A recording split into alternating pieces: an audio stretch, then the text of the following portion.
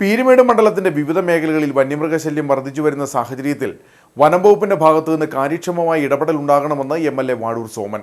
വനവുമായി യാതൊരു ബന്ധവുമില്ലാത്ത ജനവാസ മേഖലകളിലേക്ക് വന്യമൃഗങ്ങൾ എത്തിത്തുടങ്ങി.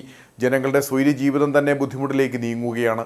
വനം വകുപ്പ് ഈ വിഷയത്തിൽ ശാശ്വത പരിഹാരം കണ്ടെത്താൻ ശ്രമിക്കണമെന്നും MLA കട്ടപ്പനയിൽ പറഞ്ഞു. പീരുമേട് മേഖലയിലെ വന്യമൃഗശല്യം വളരെ രൂക്ഷമായിക്കൊണ്ടിരിക്കുകയാണ്. പീരുമേട് താലൂക്ക് ഓഫീസ് പരിസരത്തും അതേപോലെ തന്നെ കോടതി സമുച്ചയത്തിലുമെല്ലാം നിരന്തരമായി വന്യമൃഗങ്ങൾ എത്തിക്കൊണ്ടിരിക്കുകയാണ്. വാളാടിയിലും അതേപോലെ തന്നെ സ്പ്രിംഗ് വാലിയിലുമെല്ലാം കാട്ടുപോത്തും അതുപോലെ തന്നെ പുലിയും മറ്റും നിരന്തരമായി വന്നുകൊണ്ടിരിക്കുന്നു.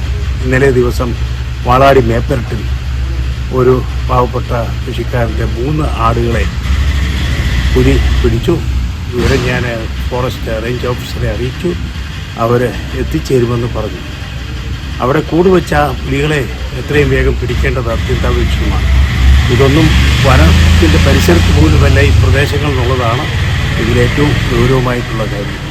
ഇക്കാര്യത്തിൽ ഗൗരവമായ നടപടി ഫോറസ്റ്റ് ഡിപ്പാർട്ട്മെൻറ്റിൻ്റെ ഭാഗത്തുനിന്നുണ്ടാകണമെന്ന് ഒരിക്കൽ കൂടി അഭ്യർത്ഥിക്കുകയാണ്.